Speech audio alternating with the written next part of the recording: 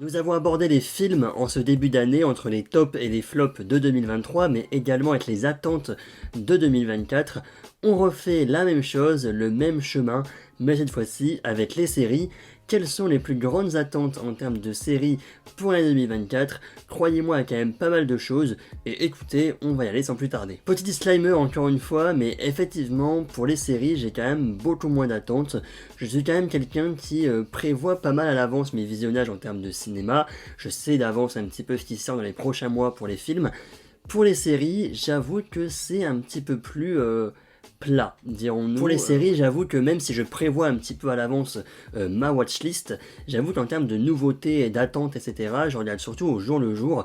Par exemple, oui, sur Netflix, la semaine dernière, il y a eu la série Les Frères Sun, donc qui vient de sortir avec Michelle Yeoh. Et je l'avoue, cette série, je l'ai vraiment découverte sur la bannière, finalement, quand j'ai ouvert Netflix, voilà, qu'il y avait Michelle Yeoh dans une nouvelle série.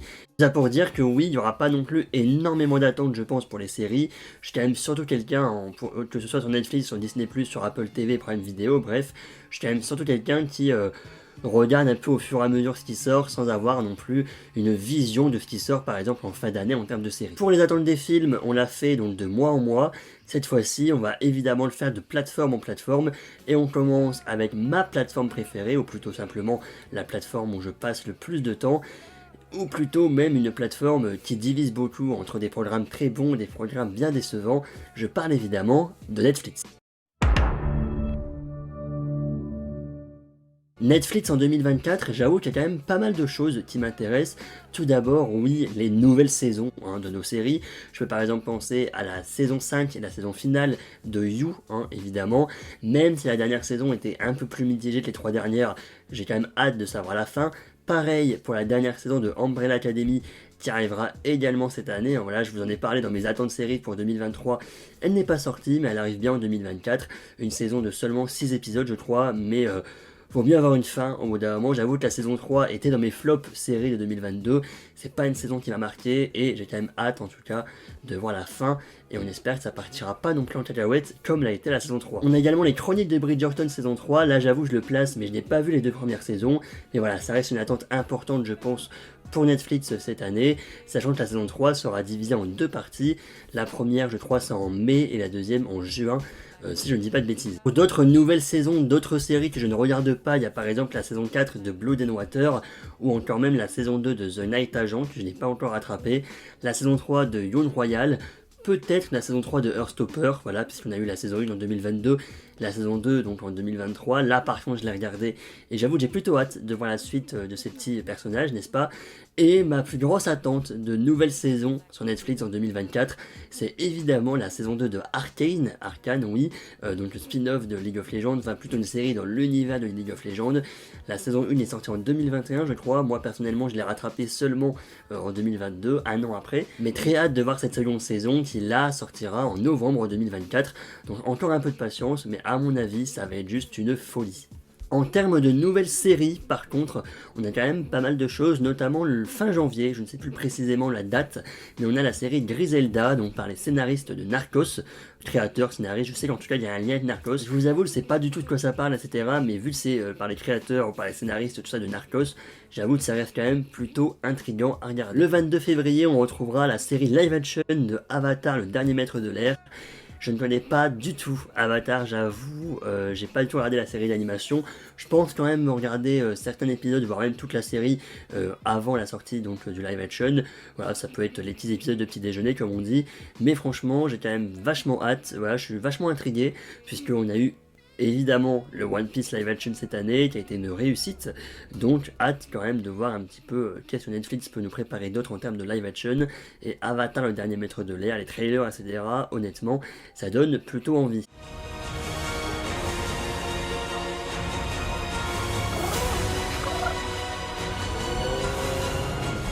Également le 21 mars on retrouvera la série Le Problème à 3 corps, donc série par les créateurs de Game of Thrones. Je m'arrête là, voilà, créateur de Game of Thrones, une série, évidemment, on sera là. On retrouvera également la série Date Boys Detective, donc en avril, je crois, sur la plateforme Netflix. J'ai pas trop d'avis à donner, mais voilà, ça a l'air un peu enquête avec des enfants, etc. voilà, un peu surnaturel, à voir un petit peu ce que ça donne. Je crois que c'est dans l'univers de Sandman, donc qui d'ailleurs, normalement, d'ailleurs je l'ai même pas précisé, dans les nouvelles saisons, il y a également la saison 2 de Sandman. J'avoue que j'avais complètement zappé cette série, mais une saison 2 donc est normalement prévue pour cette année, et très hâte également parce que j'avais beaucoup aimé la première saison. Et également la dernière saison de Beastars, que j'attends quand même pas mal, donc également sur la plateforme Netflix. Une saison 2 à Zotiti, peut-être, honnêtement je sais pas vraiment pour le moment. Et dans les grosses attentes également, c'est la dernière saison de Elite. Oui, c'est un peu ironique, même si je continue à regarder Elite. La saison 7, on en parlera je pense dans les flops, mais m'a quand même vachement déçu par rapport à la saison 6 notamment. Mais voilà, c'est la fin d'Elite, évidemment c'est une grosse attente.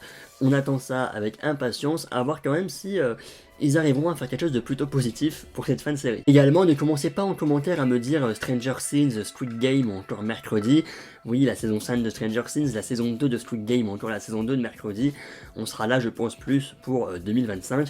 Surtout qu'en plus, le tournage de Stranger Things dernière saison vient de commencer, donc à mon avis, ça sera plus pour 2025. On n'aura pas le retour non plus des plus gros hits de Netflix cette année. Parlons maintenant de Disney+. Bon, j'avoue que moi, Disney+, il y a Marvel, c'est tout. Voilà, bon, Star Wars, il y a 2 nouvelles séries, même si je ne suis pas du tout l'univers de Star Wars, je vais quand même vous les dire. On a Skeleton Crew et The Acolyte, donc qui arriveront cette année. Et peut-être des séries d'animation, mais honnêtement, je ne suis pas l'univers Star Wars, hein, voilà. J'ai les actualités qui pop quand même sur mon Twitter, mais mon hits, pardon. Mais voilà, en tout cas pour Marvel, effectivement, depuis aujourd'hui, quand je filme cette vidéo, depuis le 10 janvier, on a Echo, hein, voilà, la première série Marvel de l'année, 5 épisodes qui sortent tout d'un coup, hein, voilà, tout aujourd'hui, même cette nuit à 3h du matin. Dans tous les cas, moi j'ai très hâte, j'avoue, j'étais pas du tout hâte il y a un an. Et je m'étais dit il y a un an que je serais maintenant hypé par la série. Je ne l'aurais pas cru, hein, parce qu'il y a un an, vraiment, j'étais en mode de l'intérêt de la série. Là, pour le coup, plus ça approche, plus je suis hype, donc voilà, on en parlera évidemment sur la chaîne. Par contre, j'aurai un petit peu de retard pour le visionnage, voilà, j'attends une amie à moi, donc on le regardera le lundi 15 janvier, donc 5 jours après la sortie, mais on en parlera normalement mercredi prochain. Donc voilà, ça laissera un petit peu le temps à tout le monde de la regarder, et on en parlera donc oui, J+7 après la sortie. En termes de Marvel également, on retrouvera la série Agatha.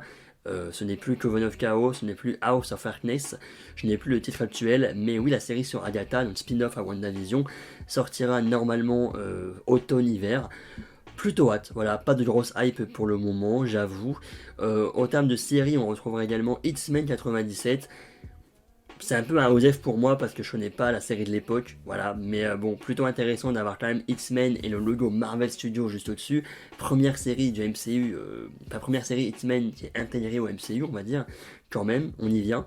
Et également, on va retrouver également donc Spider-Man Freshman Year. Ça a également changé de nom, mais j'ai plus les nouveaux noms. Ça, why not, c'est Spider-Man, donc voilà, toujours cool. Et on retrouvera également une série Eyes of Wakanda, une série d'animation toujours sur le Wakanda. Peut-être Marvel Zombie également, on dit pas non. What If saison 3, j'ai un peu de mal à y croire quand même, mais why not? Voilà, en tout cas, effectivement, en termes de film, on a seulement Deadpool 3 pour le MCU. Et donc pour les séries, en termes de live action, c'est vraiment Echo et Agatha qui vont couvrir l'année, n'est-ce pas? Pour Disney Plus également, on a la suite de la série Percy Jackson, évidemment tous les mercredis. Je suis ça avec tellement de bienveillance, j'aime beaucoup cette série bizarrement. On en fera évidemment une critique quand la série sera terminée, fin janvier du coup. Également la série Win or Lose, une série Pixar donc qui devrait enfin arriver cette année. Elle devait arriver l'année dernière, mais elle a été reportée, donc voilà, triste, hein. Voilà, en termes de Disney+, c'est un peu tout, même si évidemment, encore une fois, moi je regarde un petit peu ce qu'il y a. Voilà, évidemment, il y a une série de Virginie Efira notamment qui est arrivée il n'y a pas si longtemps que ça. Il y a American Born Chinese que je ne connaissais pas du tout l'existence l'année dernière et pourtant j'ai beaucoup aimé. Voilà, c'est vrai que finalement, quand on regarde mes attentes au début de l'année et finalement mes visionnages à la fin de l'année, il y a quand même beaucoup plus de choses. Évidemment, on découvre au fur et à mesure des mois ce qui sort dans les catalogues. Sur Prime Video, on va avoir vraiment 2 grosses séries, moi, que je retienne. Bon, 3, même si la troisième n'est pas du tout une attente. D'ailleurs, je vais commencer par celle-là. On a le premier spin-off à l'univers de Citadel. Oui, Citadel Diana, qui arrive en 2024, donc. Osef, évidemment, mais fallait placer, je regarderai, hein, mais Citadel saison 1, voilà, on en parlera bientôt. Je ne dis pas dans quelle vidéo, hein, voilà, top ou flop, je vous laisse deviner. Également, évidemment, on retrouvera à partir du 12 avril la série Fallout, donc oui, dans l'univers des jeux vidéo Fallout. J'ai pas du tout joué aux jeux vidéo Fallout, mais la bande-annonce me donne plutôt envie. Voilà, j'espère en tout cas que c'est pas trop canon, qu'il n'y a pas trop de références. J'aimerais quand même pour les fans évidemment, mais que ce soit accessible en tout cas pour quelqu'un qui ne connaît pas du tout le jeu. J'espère en tout cas. Après voilà, The Last of Us par exemple était évidemment accessible. Donc à voir, donc voilà, Fallout le 12 avril, et on retrouvera également la saison 4 de The Boys.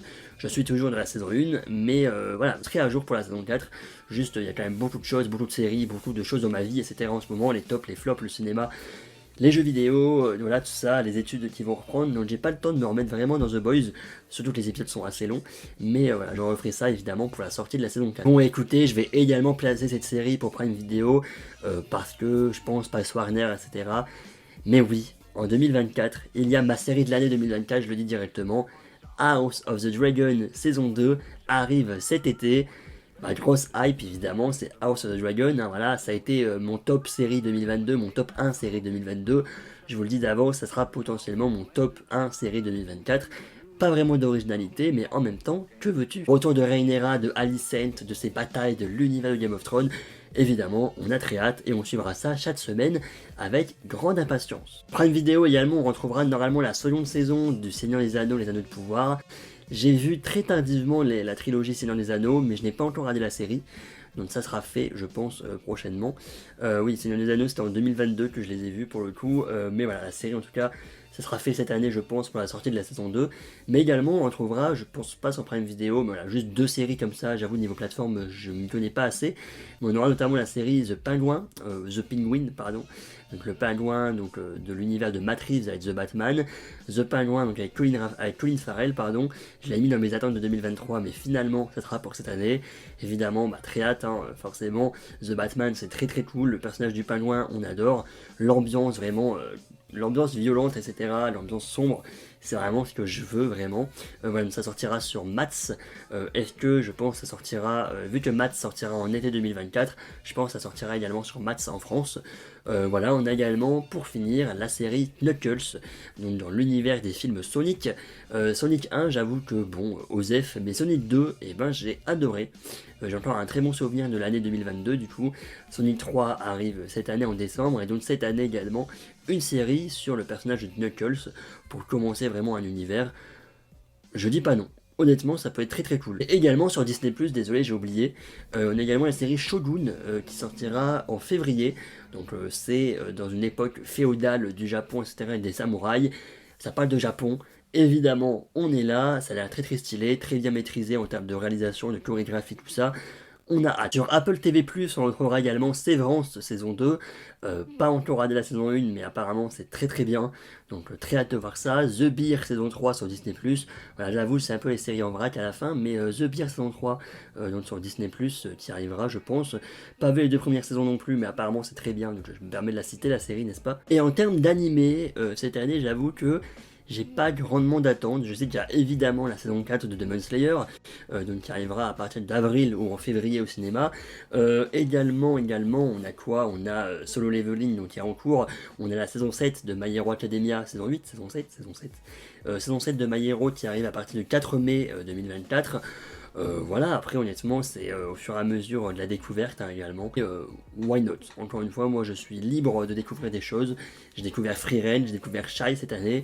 Encore une fois, on découvre. Kaiju Number 8 également, faut pas l'oublier celui-là. Oui, j'avoue que je suis sur le site internet Sens Critique pour essayer de découvrir d'autres pépites à vous parler. La série Tomb Raider également sur Netflix, une série d'animation. Oui, là j'avoue qu'on est vraiment sur l'improvisation. Le 2 février sur Prime Video, les séries en vrac, c'est vraiment la partie de séries en vrac encore une fois, mais Mr. and Mrs. Smith, donc, le 2 février, donc ça on va regarder avec Donald Glover. Une série Alien également qui va être prévue, voilà. Et également une série dans l'univers de Dune, voilà, très important à préciser, vu que Dune ça va être très très bien. Également la série Masters of the Air, donc, qui arrivera sur Apple TV dès fin janvier, avec notamment Austin Butler au casting. Ça quand même, c'est quelque chose d'assez grand, produit même par Steven Spielberg carrément. Donc voilà, ça c'est quand même une grosse attente à surveiller. Honnêtement, je pense que j'ai fait le tour, voilà, c'est vrai que Bon voilà, d'ailleurs sur Disney+, décidément je vais jamais m'arrêter, sur Disney+, il y aura également la série d'animation sur la princesse et la grenouille, la série sur Vaiana, honnêtement j'en suis moins sûr, mais voilà, ça fait quand même pas mal de choses, j'avoue, je vous mettrai en commentaire si jamais j'ai oublié, ou même en description, d'autres séries quand même super importantes, je pense que j'en ai oublié malheureusement, hein, mais voilà. En tout cas, moi, vraiment, ce qui m'intéresse le plus cette année, c'est notamment Avatar, le dernier maître de l'air. Je suis vraiment curieux. Et bon, Arcane saison 2 et House of the Dragon saison 2. Ça reste en tout cas mes 3 séries où j'ai le plus hâte. Voilà. Et le problème à 3 corps aussi, parce que créateur de Game of Thrones et on est curieux. Merci à tous d'avoir suivi cette vidéo. J'espère qu'elle vous aura plu. N'hésitez pas à me dire en commentaire, vous, vos séries, vos attentes de séries de cette année. On se retrouvera normalement ce week-end, donc pour les. Enfin, même pas ce week-end, vendredi et dimanche, pour les flops séries et les top séries. Et on commencera officiellement les critiques de 2024 dès la semaine prochaine avec Echo, oui, comme promis, et également la critique de Pauvres créatures. Voilà un petit peu les deux grosses sorties finalement de ce début janvier. Salut, peace.